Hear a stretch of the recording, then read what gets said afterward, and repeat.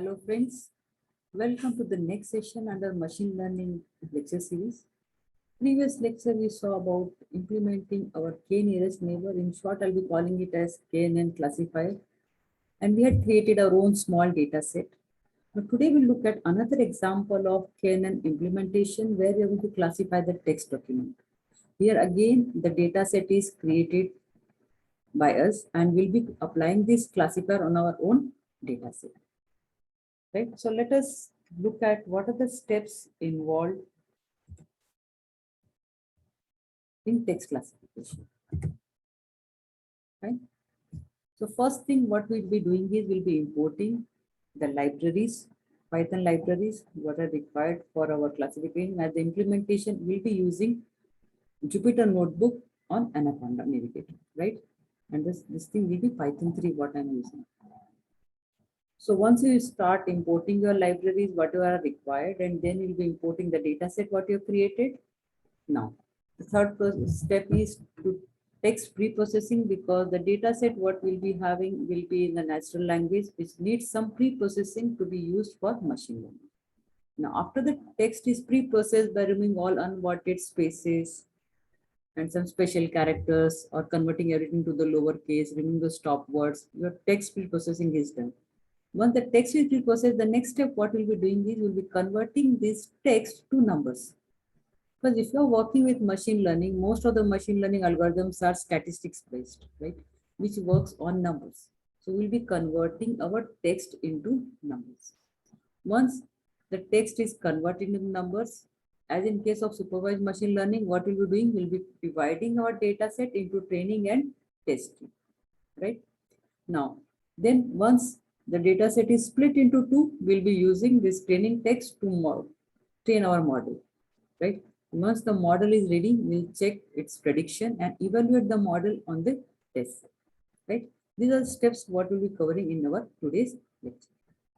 So the first step is importing the library, right? The very first library what you're importing is import NumPy as NP. Now NumPy we already know, we already used it in the previous example also. It's an open source numerical Python library. We use it to perform mathematical operations and algebraic routines. It also contains our random number generator function. Right? Next, what we're importing is regular expression. We specify it as REU. Right? Now, regular expression will be using it for string matching when we'll be doing text pre-processing. Right? We'll be using regular expression for text matching to remove those spaces and special characters and all.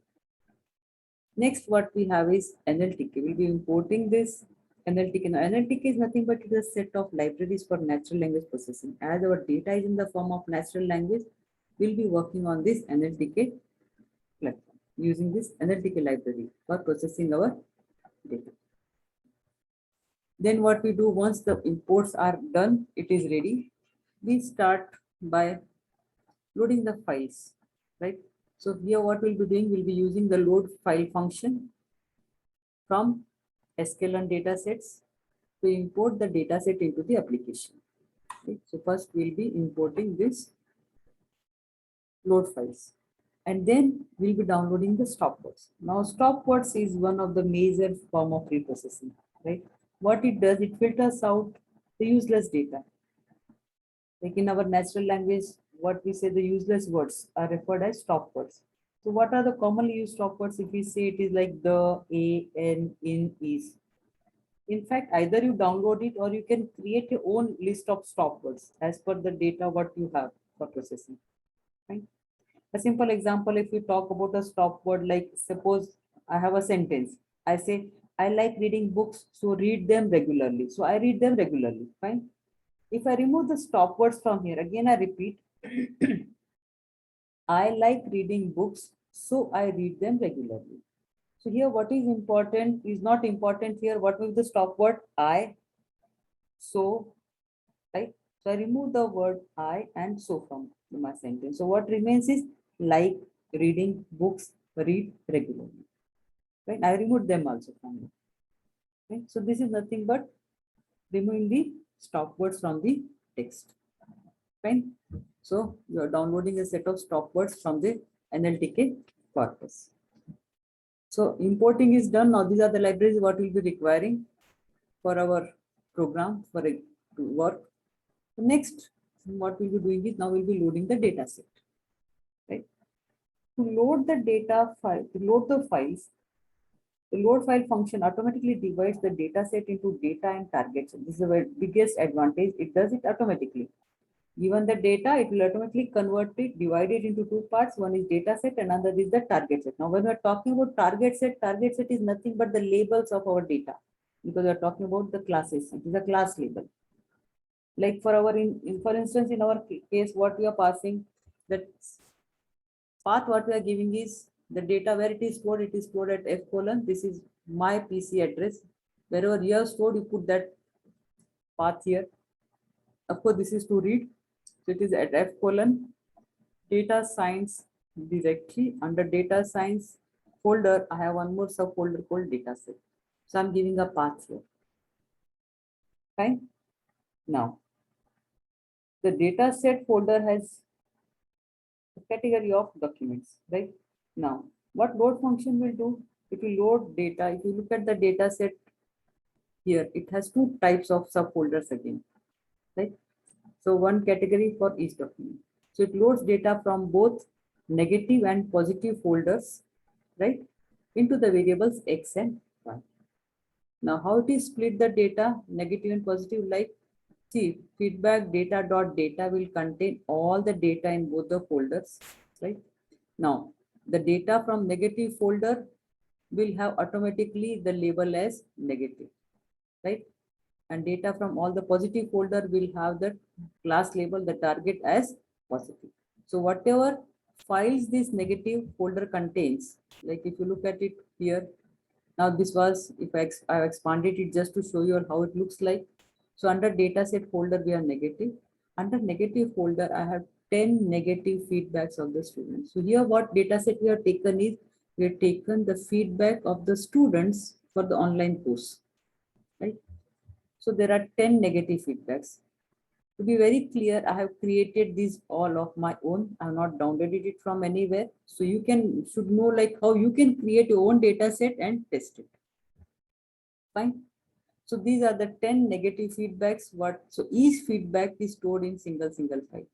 Now simple example here, n1.text, what it contains, the reading material is not good, it's even bad, right? So a single feedback of a single student is stored as a single file. So each file contains single feedback. Fine. Now, so this is my negative folder. Similarly, now, so when the data is collected into X, that data, if it is taken from N1, it will by default have a negative class label.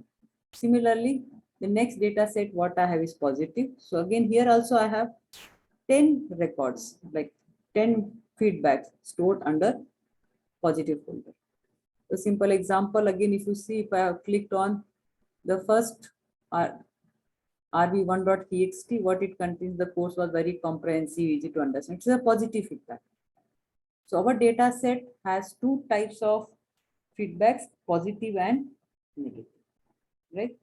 Now for each category, the load file function adds a number to the target NumPy array. You can just see.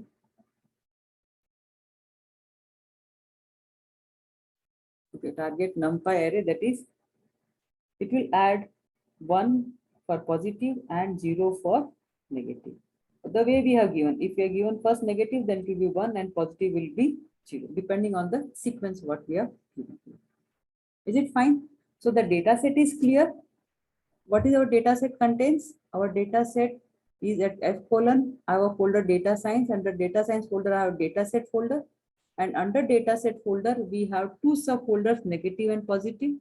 Negative folder contains all the text files which contains negative remarks, and positive folder contains all the text files which have positive feedbacks, right? Negative feedbacks and positive feedbacks. So by default, all this data from negative and positive is combined into data, and the label, if it is belonging to negative, the label will be stored in target related to it as negative or positive. Fine. So loading of the data set is done. Fine, negative and now. Once the data set has been imported, what is the next step? Next step is to pre-process the text. So the text may contain numbers, special characters, or unwanted spaces. So depending upon the problem what we face, right, we may or may not need to remove all the special characters and numbers from the text. But here I'm giving you a demonstration, like I'm showing you all the things which can be removed as per the need of your group, right?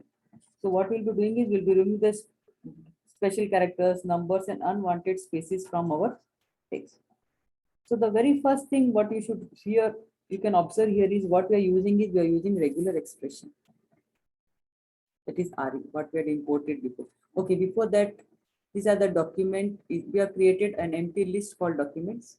So as we pre-process the text, we'll be appending the text into this document, right? And we'll be using a word lematizer from NLTK. So that we'll see at the end. It is right here itself. Okay. So what we do is we start by removing all non-word characters, like we call them as special characters or numbers. Okay. The very first, what we're doing is remove all the special characters. Now, what may be the special characters? A simple example, if you look at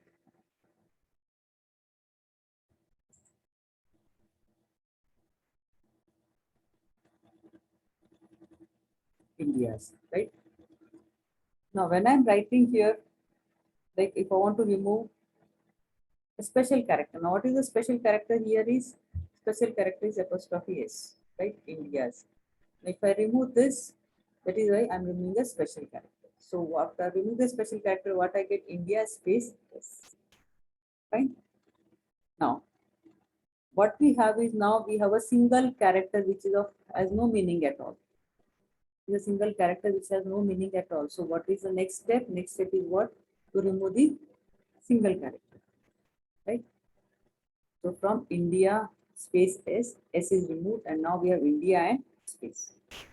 Is it fine? Is it clear? Now, so what regular expression did it? It is substituted the single character having space. Now next what we are doing is we are going to remove the space, right? So we replace a single character by beginning of the document also. Before that, we need to remove a single character from the beginning of the document, because sometimes in the beginning of the document also it has a character which what we are doing, we are replacing them with the space, right? So what we'll have multiple spaces. What you do, you replace that multiple space with a single space, fine. And then when we have a sometimes in our database in the byte format, then the alphabet letter B is appended before every string. If our data set, what we are using is in byte format. So what we do is we remove the prefix B from our data set. Right? Now next step is what? To convert the data to lowercase so that all the words are actually have the same meaning, but they're in different cases. So they can be equally treated. So all will become in the same lowercase. Fine. Now, the final pre-processing step is nothing but lemmatization. Right? So lemmatization is what? We reduce the word into dictionary root form. A simple example, if you have a word as cars, then what you do, you convert it into car. So lemmatization is done in order to avoid creating features that are semantically similar but syntactically different. If you look at these two words, semantically meaning is same, cars and car, but syntax is different. Here it is cars and here it is fine. So we do lemmatization to remove the syntactically and combine the words to the root base which are semantically fine. So after pre-processing, our document contains all the pre-processed text. Fine. Now, once the pre-processing is done, now what we need to convert the text to what machine understands, right? So machines, unlike humans, cannot understand the raw text, but they can see numbers. Especially when you are using statistical techniques, machine learning deals with numbers. So we need to convert our text into numbers. Right? There are different approaches which exist to convert text into corresponding numerical form. Like Bag of words model and the word embedding model are the two of the most commonly used approaches. In bag of word model, what it does, a text is represented as a bag of its words. Like you have a text, you break it into words and put it into a bag. That is what bag of words. So it is disregarding grammar and even the word order, but it keeps multiplicity. The bag of word model is commonly used, right, in methods of document classification, where the frequency and occurrence of each word is used as a feature for training a classifier.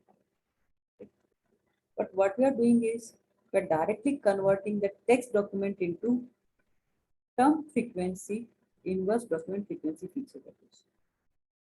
So without converting into bag of words, directly we are converting into.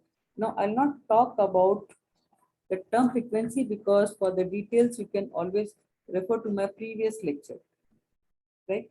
So term frequency, it gives you the number of times a term is occurring in a document. But why we are going for this? Because bag of words, why you are not using? The bag of word approach works fine for converting text to numbers. That is fine. You use counter, vectorizers and all. But it has one drawback. What is it? It assigns a score to a word based on its occurrence in a particular document, right? It does not take into account the fact that the word might also be having a high frequency of occurrence in other documents as well. So TF-IDF resolves this issue by multiplying the term frequency of a word by the inverse document frequency, right? So we already know TF stands for term frequency, while IDF stands for inverse document frequency, right? So we are directly converting it into TF-IDF, right? So what we are doing, we are importing the TF-IDF vectorizer, right, from sklearn, and then we are passing some parameters to it. Right? The first parameter what we are passing is max features parameter. Here we are set it to 8. Of course, it depends on the size of your data set. Now, our data set is too small. We have only 20 files in our data set. So we have made it as 8. Right? Now, why you need to set it? When we convert words to numbers, what it considers is only, and if you're using bag of word approach, all the unique words in all the documents are converted into features. We don't want so many features, right? Because document might contain tens and thousands of unique words. But the words that have very low frequency of occurrence are usually not a good parameter for classifying documents. So therefore, what we do is we set the maximum feature parameter. So here we are set it to 8, which means that we want to use 8 most occurring words as features for training our classifier. Is it fine? We'll be considering 8 features, right? 8 words which are most common. Next parameter what we have is the min df, and we have set it to 5. Now this corresponds to the minimum number of documents that should contain these features, right? So we have 8 features, and here we are saying at least these 8 features should appear in minimum 5 documents out of all the documents we have in our data set, right? Similarly, next what we have is max df. Where the value we have set it to 0.7. Now here it corresponds to the fraction of the percentage, right? So here 0.7 means that we should include only those words that occur in a maximum of 70% of all the documents, right? At least 70% of the document should have these words. So words that occur in almost every document are usually not suitable for classification because they do not provide any unique information about the document. Fine. And next, what we have is the stop words. We already spoke a lot about stop words. So to remove the stop words, we pass the stop word object from the analytic corpus library to the stop words parameter. Right. The last word we have is the fit function. The fit transfer function of the count vector class converts the text documents into corresponding numeric features. So now everything what X contains from the document which was pre-processed, if you remember, right, it is converted into a numeric value, right? So all the features are converted into a numeric value. Now the data is ready, right, for classification. So before that, now, so this KNN is our supervised machine learning algorithm. So what we need to divide our data into training and testing set. So we'll be using a train, test, split utility, right? Using this train, test, split utility from sklearn model selection. So you import train, test, split utility, right? And then you split your data, into X train, X test, Y train, Y test.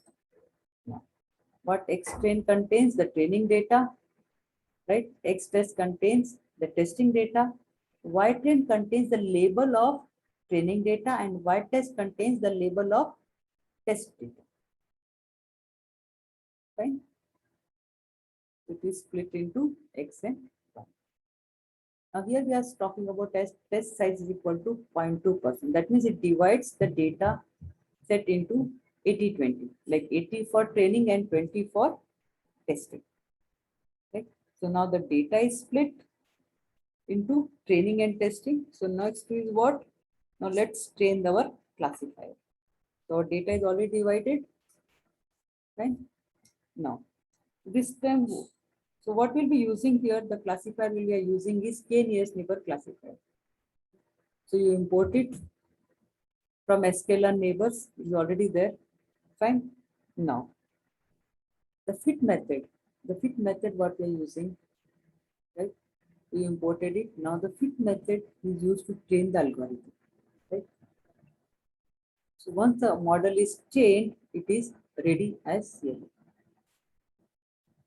What you need to pass here, you need to pass the training data and its label, right? X train and X train and Y train. Y train is nothing but it contains the label of the data which is there in X train. A simple thing what you have done, just try to predict what the Y predict has. So here what I'm doing, I'm predicting the X test. The test not train, remember, X test what it contains. So I'm going to predict what it might have, which is predicting 1010. So these are the labels. Right? You can see it is already in numeric form. So now our model is ready. We can see the data is already predicted in last label, that is numeric form. Now once the model is ready, what we have created, it is already trained. Now we need to evaluate. Fine. To evaluate the model, what we need to evaluate it using our test data. It is already trained using our training data. Now we need to evaluate it using test. Now to evaluate the performance of our classifier, what we'll need is we'll be using confusion matrix, F1 measure, and the accuracy. So these are the things what we are using to evaluate our classification model. Fine. Now, so here I import the classification report, confusion matrix, and accuracy score from sklearn matrix. And then we print the confusion matrix. This is the confusion matrix, right? And then we print the classification report, fine. And then we print the accuracy. Now here you can see the accuracy is 100%, that is 1.0. So our classifier is trained perfectly. It has classified all the records with 100% accuracy. Fine. Now how do you evaluate it? So the very first parameter what we use is confusion matrix. We also call it as error matrix, which gives you the accuracy of a classifier. So it's an n by n matrix, right? With 2 rows and 2 columns used for evaluating the performance of a classification model, where n is the number of target classes. Now here our problem is binary classification, right? So we have 2 labels, so it is 2 by 2 matrix, right? This is what if you remember, this is what we had. This is our confusion matrix as an output. It's 2 by 2 matrix, right? Now what the matrix does, it compares the actual target value with those predicted by the machine learning model. Okay. So this is actually a confusion matrix, looks like what it has, the actual values, and these are the predicted values, right? So the target variables has 2 values, positive and negative. The columns represent the values of the target values, and the rows, right? The rows represent the values of the target predicted values of the target value. So columns are actual and rows are predict. Now something here in the case of this confusion matrix, you can see true positive, you can see false positive, false negative, true negative. So what does it mean? Right? Now true positive, that is TP. What it means? The predicted value matches the actual value. Right? Whatever was predicted is exactly what was expected. So actual value was positive and the model also predicted the positive value, right?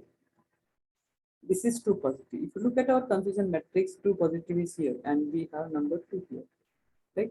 So all these two items are perfectly predicted, correct prediction. Right? Next, what we have is true negative, that is TN. So what true negative does? The predicted value matches the actual value. The actual value was negative and the model also predicted as a negative value, right? So in our confusion matrix, you can see it also has a number 2 here, right? So all these 4 records are classified correctly. Next, what you have is false positive. In short, we call it as FP. So what it means? The predicted value was falsely predicted. The actual value was negative, but it is predicted as positive. Fine. The actual value was negative, but it is positive, predicted as positive. So we call it as false positive. In our matrix, false positive has 0 entries. That means there was no wrong, there was no false positive prediction at all. Next, what you have is false negative, right? The predicted value was falsely predicted. The actual value was positive, but it is predicted as negative, right? The actual value was positive, but predicted as negative. We call it as false negative. So in our confusion matrix, this entry is again, there are no wrong classification done. That is why our model is giving you the correct 100% accuracy. Fine. Next measure what we could see in the evaluation model, what we used was precision and recall. Fine. So what is precision? Precision is the number of true positive results divided by the number of all positive results, including those not identified correctly. Okay. Again, I repeat, precision is the number of true positive results divided by the number of all positive results, including those not identified. Okay. And what is recall? Recall is the number of true positive results divided by the number of all the samples, all the data what we have. That should have been identified as positive. Fine. And then the third measure what we had was F1 score. So F1 score is nothing but it is a harmonic mean of precision and recall. If you just go back, you can see this is the precision, recall and F1 score, which is harmonic mean of precision and fine. So accuracy what we have got is 100%. Okay. So I hope this small tutorial was clear. Now this is the whole program. I'm just showing as at a glance like how it is written in our Jupyter notebook. Right. I hope the concept was a little bit clear, and I'm sure you'll be able to create your own data set, collect the data set and try to apply these different classification algorithms. So I have applied Cannon algorithm. You can use any random forest or any other classifier algorithm what you want to work on and try it. Thank you. Stay home, stay safe.